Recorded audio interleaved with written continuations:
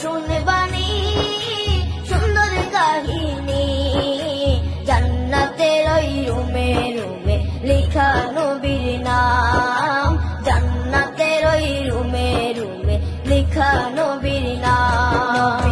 রহমতে আলম নূরে মুজাসসম, রহমতে আলম নূরে মুজাসসম, সাহাবীরা আতুর বানায় ওই নবীজির ঘাম, সাহাবীরা আতুর বানায় ওই নবীজির ঘাম, সাহাবীরা আতর লাগায় ওই নবীজির ঘাম, সাহাবীরা আতর লাগায় ওই নবীজির ঘাম। ওস্তনে হান্নানা একটা খেজুর গাছের নাম, যাকে ধরে খুতবা দিতেন রাসূলে